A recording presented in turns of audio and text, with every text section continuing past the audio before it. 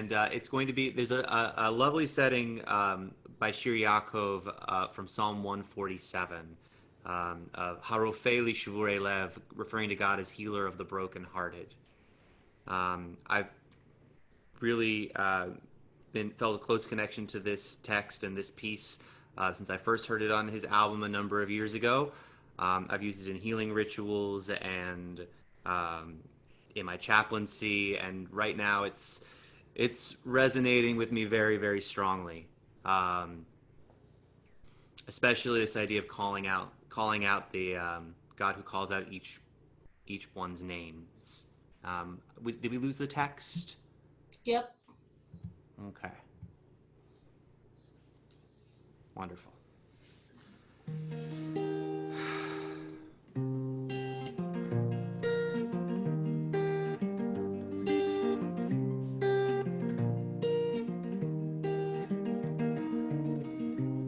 הרופא לשבורי לב ומכבש לעצבותם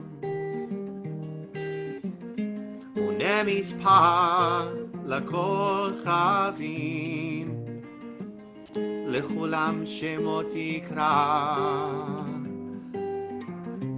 הרופא לשבורי לב ומכבש לעצבותם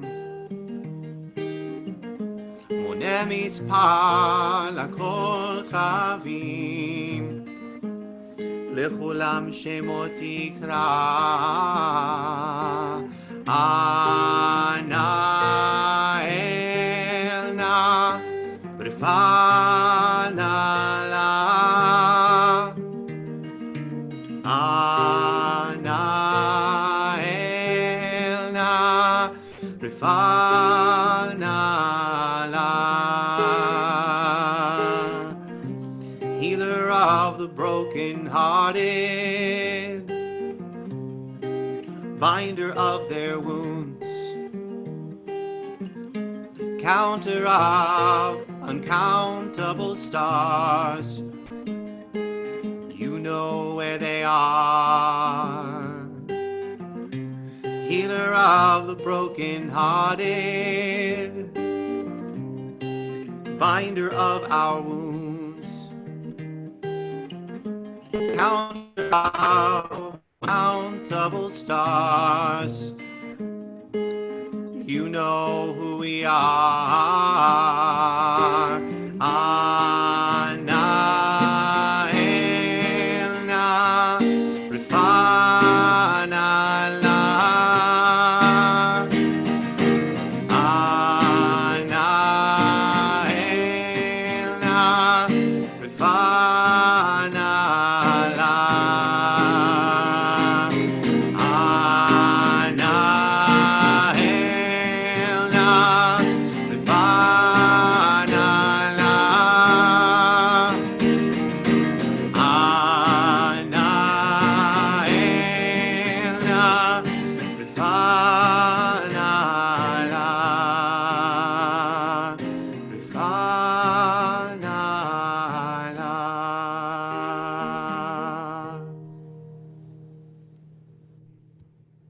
Wow, that is so meaningful, Jacob. Thank you for sharing that.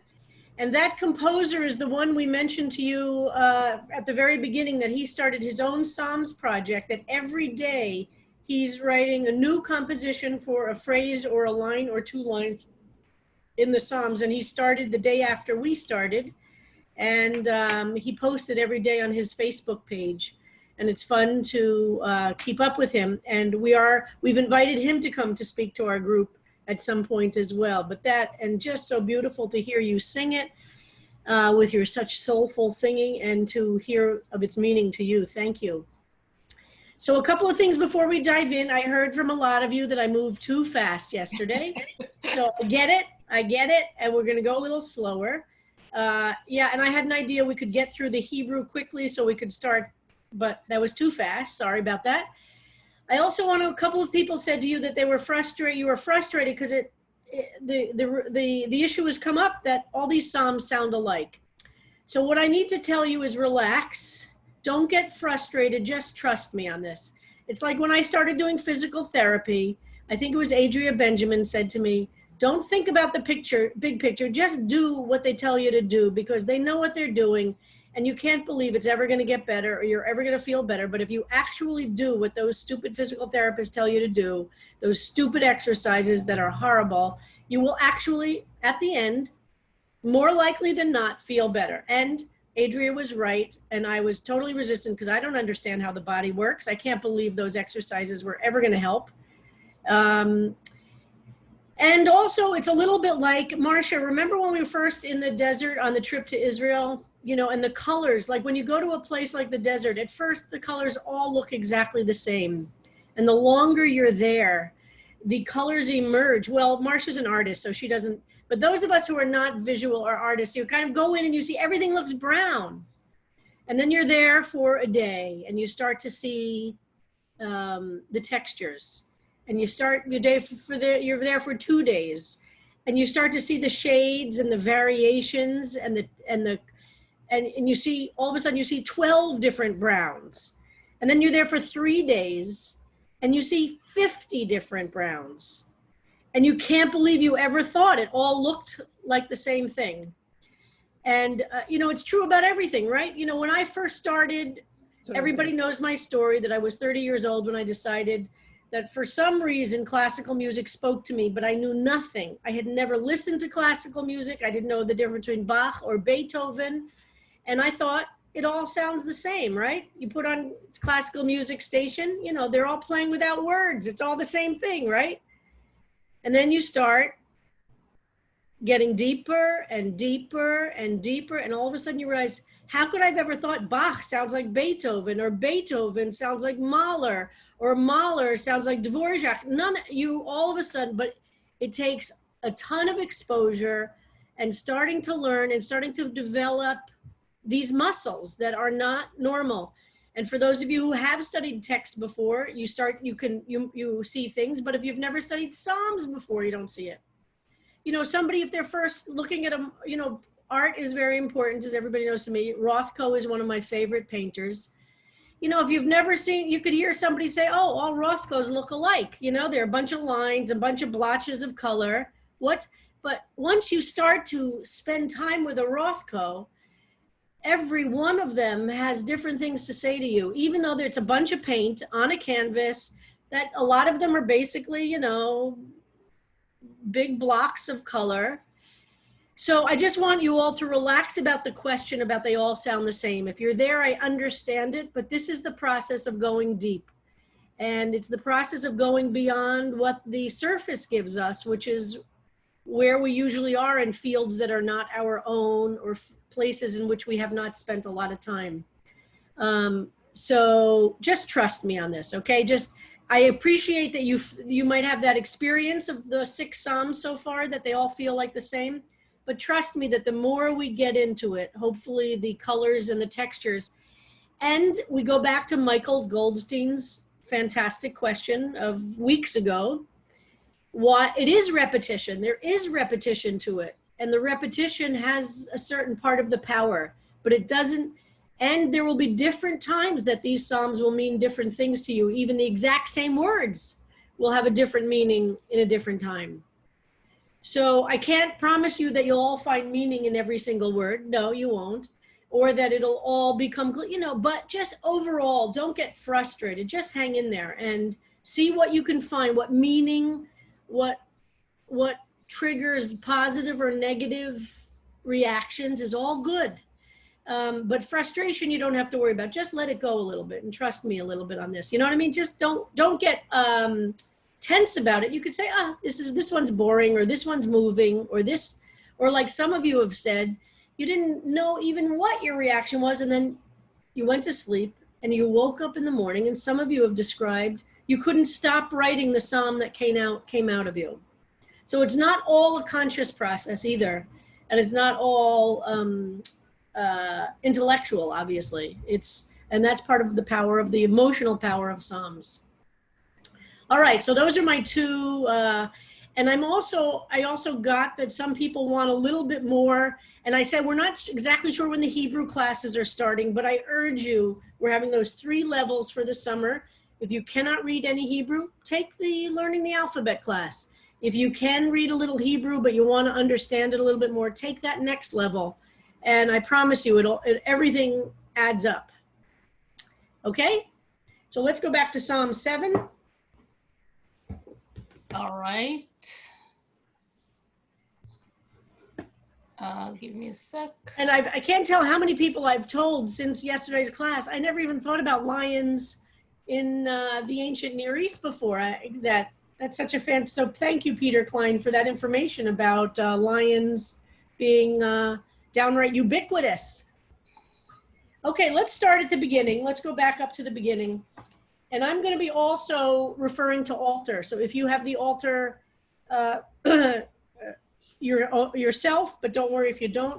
We're gonna go through it a little bit slower and work our way through. And somebody asked an excellent question. Does shigayon, could it possibly be Aramaic? And the answer to that is no, for a couple of reasons. First of all, it's in a perfectly normal Hebrew structure. There's nothing about the structure that would say to us, oh, this doesn't sound Hebrew. It sounds Hebrew, we just don't know what it means. And it has a recognizable Hebrew root, but we don't know how the root relates to whatever the word means. Sometimes knowing the root doesn't help. That's, of course, there are some words that we know what the root is, and we can only, but there are many words from that root that don't all make sense that they're from the same root. I hate saying that now because I'm using the roots a lot to teach you stuff. And of course, there are exceptions that prove every rule. In general, roots are essential if you don't know a word. And modern Hebrew speakers will know they'll hear a new word, but because of the root, they could figure, even if they've never heard that word, they'll understand what the basic, right, Yael? You can kind of get what people are saying, even if you've never heard that word. And by the way, modern Hebrew has a fantastic, historically, a fantastic lab that's both good and bad for the development of modern Hebrew, which is that, I mean, up until recently, almost all young Israelis, Jews, went into the army, separating 18-year-olds from their parents for 2 or 3 years, creating a lab of totally separate from an adult generation, young people talking to each other, creating slang, as young people will do. And they create slang in this very 2 or 3 year intense separation from adult society. Of course, they do see their parents. It's not totally, but it's very intensive. That slang gets created in Israel very quickly. And I bet you, Yael, if she were to speak to a young person in Israel today, you know, she has been away from Israel as a living, and then, but even Israelis, my Israeli friends who are in their 40s will talk about slang being developed by the 20-year-olds. And because it's a small society, that slang goes out very quickly. And there's an army radio station that is essential to the culture of Israel. And so there's ways that Israel has this lab of young people being separated from adults, and young people typically tend towards slang. And they create this slang. So there's modern Hebrew, for those of us who are not Israelis, is very hard to keep up on. I can read a newspaper, because newspapers tend not to use slang. I can't read a Facebook post and understand it from a younger Israeli. And it's a fascinating language that I don't know there are other languages that quite have that particular development. Anyway, it's very interesting. So Shigayon is not Aramaic. Aramaic would have a particular structure also. And also, most of these Psalms were probably written before Aramaic was the vernacular. So Aramaic probably wasn't so dominant at this time, though there's some questions about timing. So Shigayon, and again, altar just uses the word Shigayon, but Levy, we'll see, Richard Levy, he goes to what he thinks the root means, and he says it's a passionate song. Or like Ira said, maybe it's like Conbrio, how the song itself should be presented with energy, with passion, we don't know, but it's fun to think about. But it functions the same phrase that we have Mizmor LeDavid, we have Shigayon LeDavid, which is but again, as we found out yesterday, this is the only time it exists in the Psalms. I once did a project, by the way, of analyzing the first line of all the different Psalms to see how many times each superscription appears. I no longer remember the result of that study, but a lot of people have done that. And that's a very typical and very interesting thing, just to compare how many times does each of these phrases exist. And we haven't even, there are a bunch more that we'll encounter. But we assume it's musical because of this next phrase, asher shar. Shar from the shoresh, to sing. And you see that as only shar, this is past tense, he sang. And for those of you who are interested in the grammar, not all 3-letter roots of Hebrew maintain the 3-letter roots when they get in verbal declension, meaning going through the process of pronouns and tenses, especially words that have a weak, of the 3 letters in the root, if all 3 letters are what we call strong letters, if all the letters are strong, all 3 letters will appear in all forms. If one of the letters is weak, that letter will disappear in certain of the forms, and then we have to either guess or, based on knowledge, have a very educated guess what the 3rd letter is. So, for instance, take the Hebrew word shin bet resh. So those are 3 strong letters. Those 3 letters will exist in every form of that word. Shin bet resh means some form of the word to break, but it could mean shatter. It could mean all different things. But shin bet resh will appear every time that 3-letter root is used in, whether it's a noun or a verb, whether it's past tense or future tense, whether it's singular or plural, you will see the 3 letters of that root everywhere. So what determines if a letter is strong or weak? Excellent. The weak letters we know, they're smaller number, and they're weak because they disappear or they change form. The weak letters are yud, vav, or hey. Vav we don't really think is ever a root, and there's a big discussion about that. So if the root is, for instance, now we don't know, is this root a shin, yud, resh? Is that the root? Shir, which is the word for song, but the yud disappears in certain forms. Or is this a shin, resh, hey? And the hey disappears, which is a weak. So yud and hey are the weakest, and they disappear or change. So sometimes the hey will turn in different forms to a taf, for instance. And this is for those of you who know Hebrew. But but that's one of the basic things. If you're kind of in an intermediate level or above, this is interesting to you. If you're not yet an intermediate level, this might be over your head. So just enjoy it. I'm just throwing out some interesting things. So shir is an example. It has a weak 3rd-letter root. So where we talk about it. So when you see the word divrei. So for instance, coming up, daled bet resh. Those are 3 strong letters. Any form that daled bet resh gets used in a verb, in a noun, in an adjective, well, I guess there's no adjectives, but in a verb or a noun, in any tense, in any number, and there are many, many nouns made with those 3 letters, those 3 letters are always there. They never disappear. Sometimes there are letters put in between them, a yud sometimes, so if we say dibur, for instance, in some forms of a verb, you have to add a letter like yud after the daled. That doesn't change that the root is still daled bet resh. It doesn't mean the 3 letters are next to each other all the time. Okay, I hope that's okay for everybody. And for those of you who know Hebrew, I hope. So down in the next one, I'll give you an example. Chasiti, the root of chasiti is probably chet samech hey. Or it might be chet samech yud. But you can see it's the hey is going to disappear if it's chet samech hey, and it's a yud only there because of the form, not because it's part of the root. And there have been a big part of studying biblical Hebrew is learning to understand when we're seeing the actual root of the word or when it's being changed and for what reason.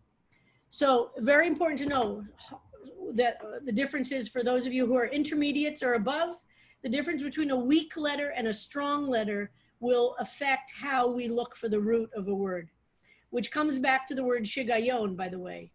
One of the problems with shigayon is, what's the root of that? Is shin gimel, we're pretty sure. If it were the ayin, which were to make it clearly the crazy word, it's not there, and ayin should stay. That's one of the questions. So it's a little strange in that way, going back to the question about, do we know if it's Aramaic? So it looks a lot like Hebrew. It doesn't totally fit into some ideas of the root, so we think, but what about ayin and aleph? Are they strong or weak letters? That's a more complicated question for another day. And ayin tends to be a pretty strong letter in roots and tends not to disappear. Sometimes an aleph does disappear to make things even worse, but not always. So there are different degrees of weakness, I would say. Super weak, yud and hey. They disappear all the time. They change all the time. And I bet you when Yael speaks Hebrew, she's totally unaware of when the root is not there and the three letters are there. It's not like people think about that. But when you study the grammar, you look for it. Okay, I'm going to stop there because I think there are a couple of questions. I see that we have a lot of comments, but is there any questions about that? Okay. Or comments that are... Sorry, I'm learning to... Yeah, totally fine. Okay. I hope was that okay for folks? Yeah. But really, this is not something an Israeli without studying grammar would ever think about. What I've just said, no Israeli talks about, believe me. No, you just talk. You just talk, like anything else. But biblical Hebrew requires us to study the grammar. As I've said, we have to, the first question when we try and understand what a word means, the first question is, what is its root? Does the root give us any clues? Then we take that root process-wise and we look every other place in the Chumash first where that root exists, because the root will exist in other forms and we have to try and see if that other forms gives us insight. So the first question is, what is the root of a word?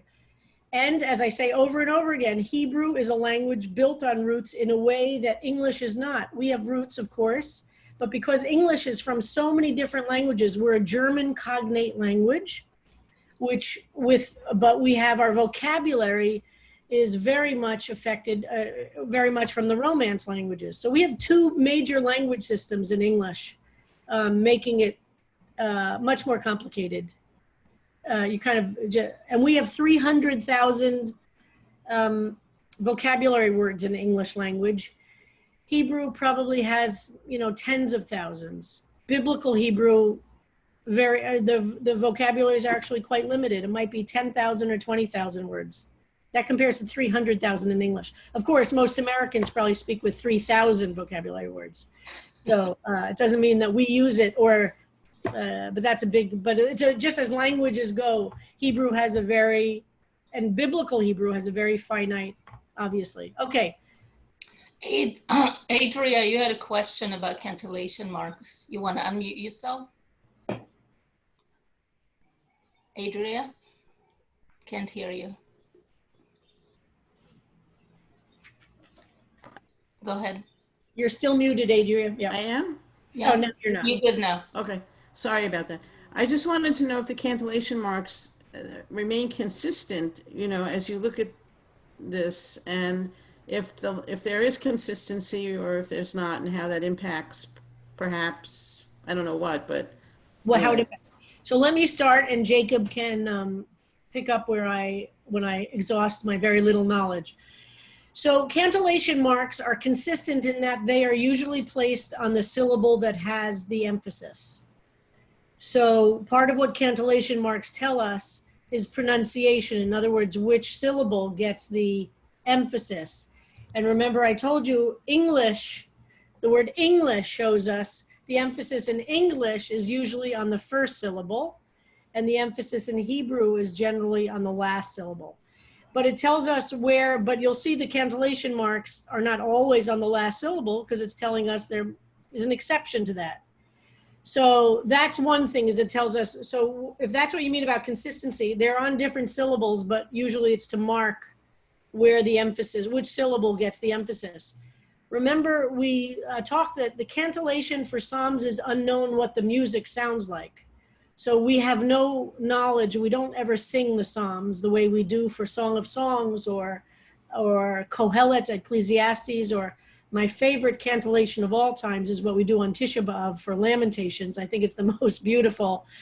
Ironically, it's the saddest, but I think it's the most, it's the most beautiful. There is a clear, and when you hear somebody who lanes beautifully, like you listen to Jack Greenberg lane, you pay attention to when Jack Greenberg lanes, the emphasis, he never mistakes where the emphasis of the music goes, never.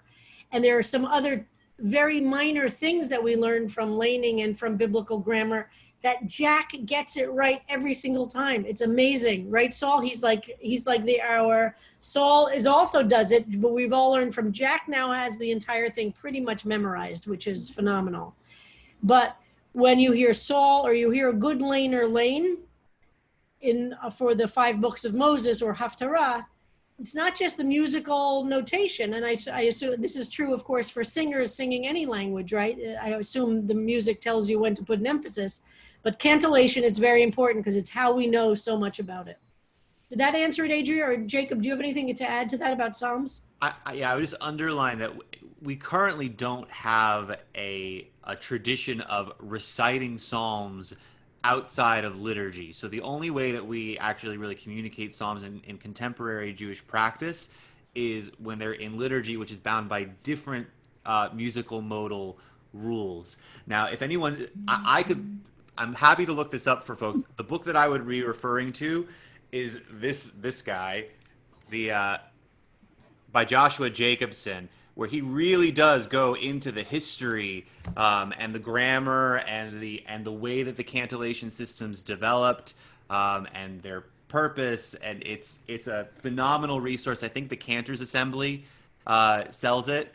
So well, maybe that you'll teach us about that when you do that could be part of the class you do. Very well could be. And also, as far as the biblical instruments, there may also be others in this class who could add to that conversation. So if you know about it, please. Perfect. And if it takes more than one day, it's fine. But I think for you to do that, that would be fascinating for us. Ira, you had an interesting question. You want to share it with us? Did you say Ira? Yes. Okay, I didn't hear. Yeah, so Rabbi, when you were talking about the weak letters, it struck me immediately that Yud Hey Vav Hey, the big Exactly.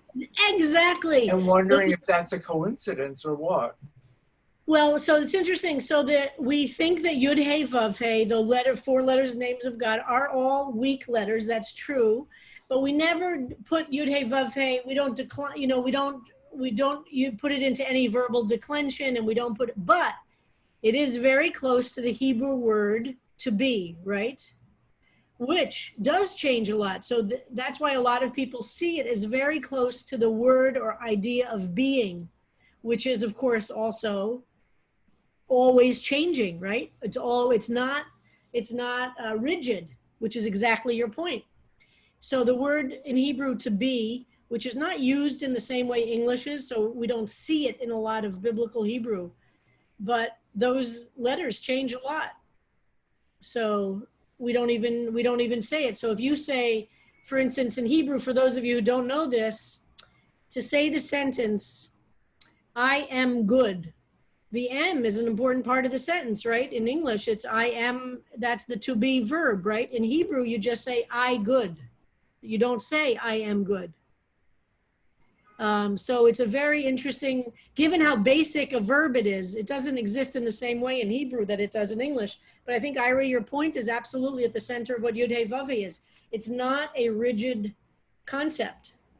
And when God says, when God introduces God's self, God says, Ehyeh asher ehyeh. I will be what I will be. Ehyeh itself is, you could even hear it It's a very, there are no strong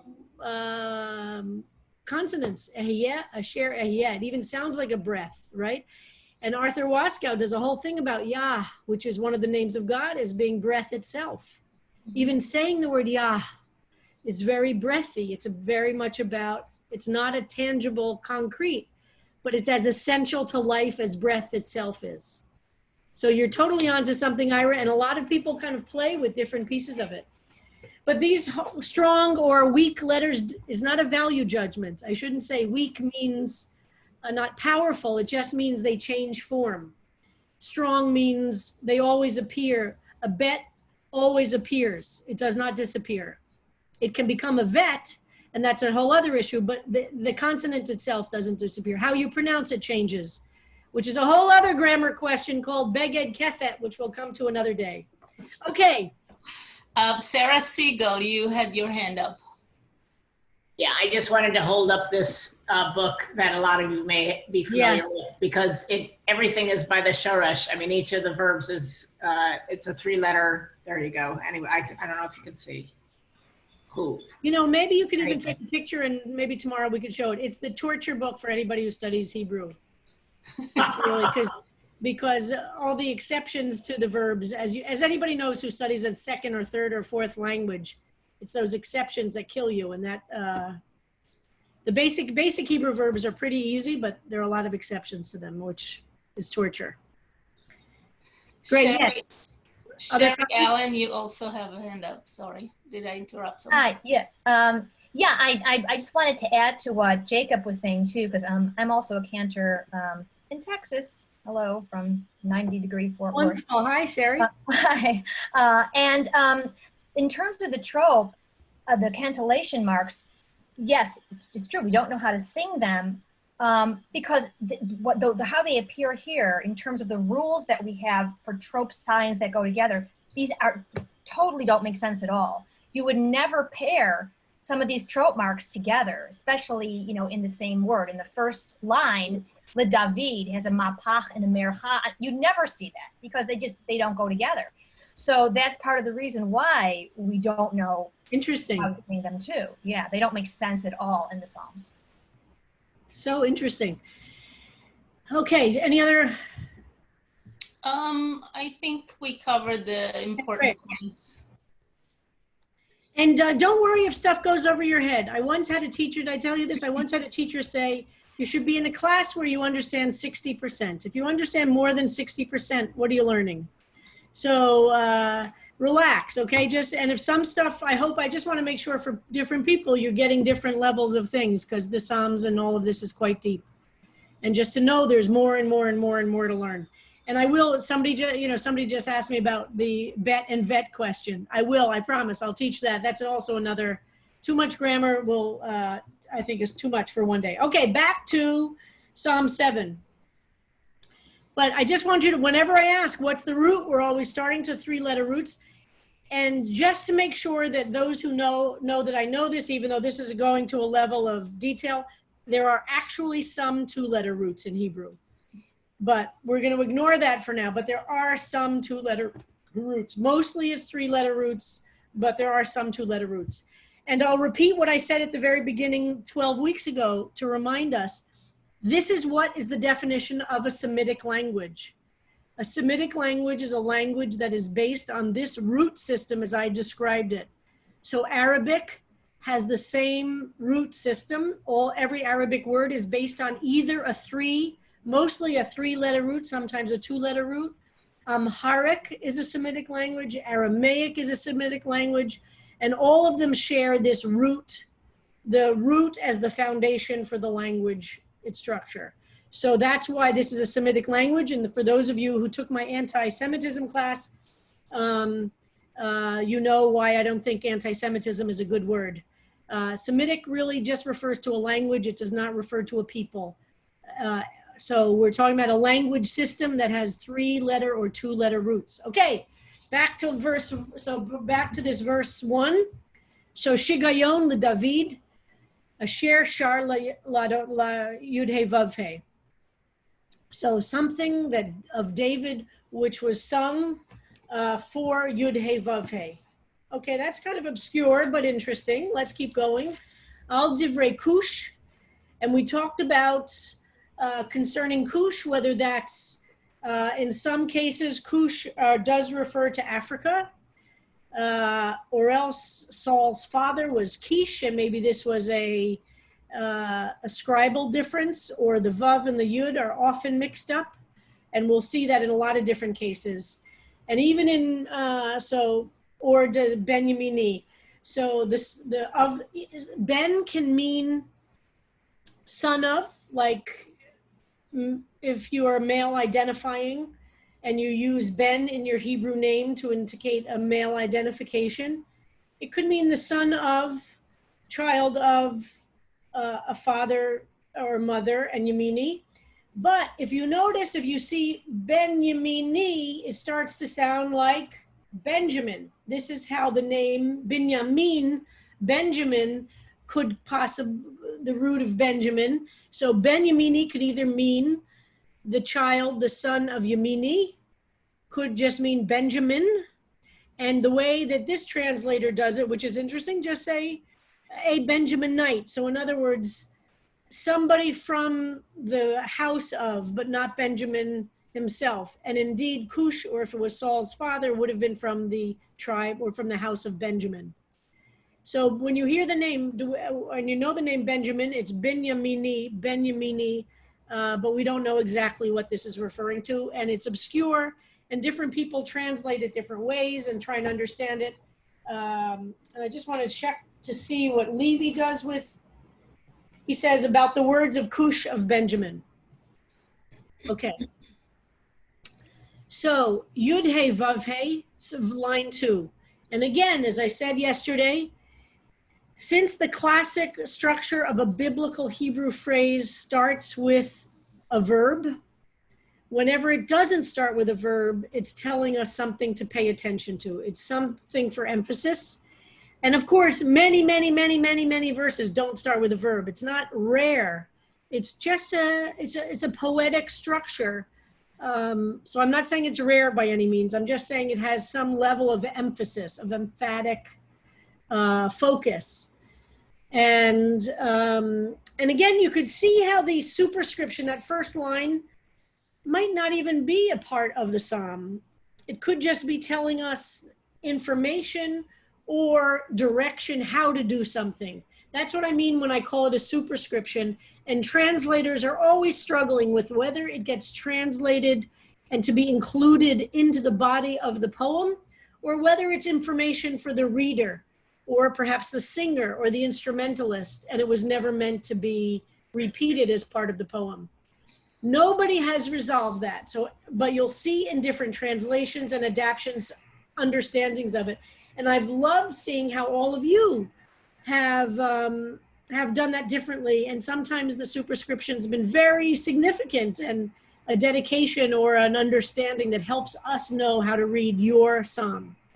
So Yud He Vav He, sometimes we see it only alone. And so you can see, as Ira pointed out, Yud He Vav He, those 4 letters are all the weak letters, so to speak. Elohai, and then the emphasis, Yud He Vav He, my God, kind of like you're mine, respond to me, another emphasis of connectedness. Bicha, in you. Bi means in, and it's a prefix that can be added to anything. But bi, this is like bi lecha or bicha, the ending of cha means you. So bicha, in you. Now, it would be possible in Hebrew to say, oh no, I'm going to skip that for now. In you, chasiti. Now, this is another example, and here's the et nachta. Does everybody see the cantillation mark? And it's very important because that's distinguished from the punctuation. The cantillation mark is that little wishbone. That's the, tells us we're at a comma or a semicolon. So God, Yud He Vav He, the Holy One, the Transcendent One, mine, the one with who put the breath in me, in you chasiti, The ending T means I. Chasiti, that translates this very nice. I seek refuge, comma. Hoshieni mikol rodfai v'hatzileni. Hoshieni. Now this, we saw, I think it was in Psalm 1 or 2. For Christians, this word has a very strong meaning that's related to the Mashiach, to Savior, to saving. Deliver me, Yehoshua. The Joshua's name in Hebrew is Yehoshua, and sometimes that's how Jesus is referred to, Yehoshua. And you could see why it's important for Christians that Yehoshua means Jesus or Joshua, because in that word itself is some form of saving. Here the translator's calling it deliver me. It could be save me, deliver me. Mikol Rodfai, from all of those who are pursuing me. Again, the suffixes in Hebrew are very important, as are the prefixes. And in one word, you have this pursuing me, Mikol Rodfai, all those who are pursuing me. It's very personal. This is all about my experience. Chasiti, Hoshieni, Mikol Rodfai, V'hatzileni. I mean, over every single word, Elohai, almost every single word in this verse is coming from a fear, as asking about my God, save me, deliver me from all of my pursuers, V'hatzileni, and save me. Rabbi, it's 10. Yeah, I think we got to stop. Yeah, sorry, I didn't bring my clock in today, so That's okay. Forgive me, everybody. Should we get Cantor Jacob to sing us out? And I'll look at questions for tomorrow in case there are questions I didn't get to today, okay? All right.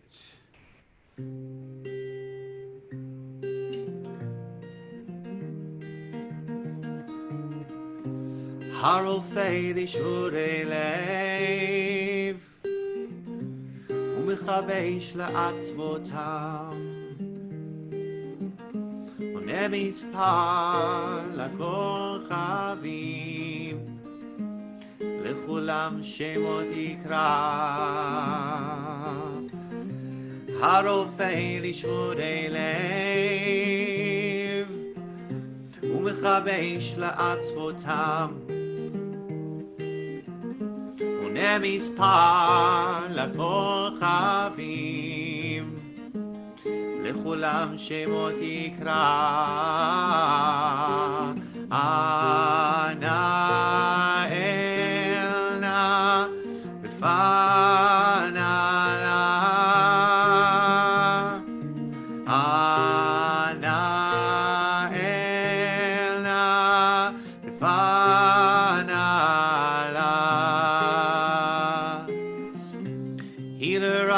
broken-hearted, binder of their wounds, counter of uncountable stars, you know where they are. Healer of the broken-hearted, binder of our wounds, counter of uncountable stars, you know who we are.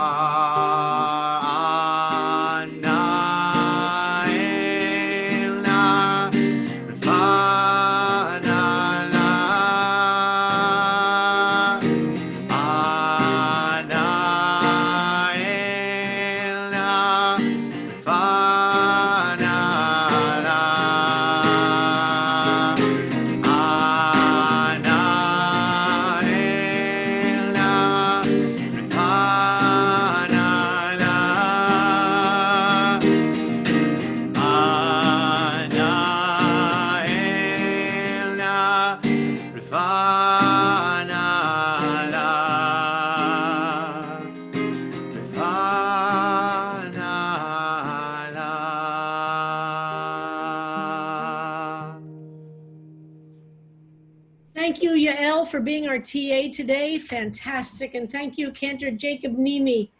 And by the way, everybody, I hope you saw that the Psalms Project from Hebrew College has now put up Cantor Nimi's recording on their website. And I posted it in the Psalms, our Psalms Facebook page. And they have a fantastic website with all different people writing about why the Psalms are important to them.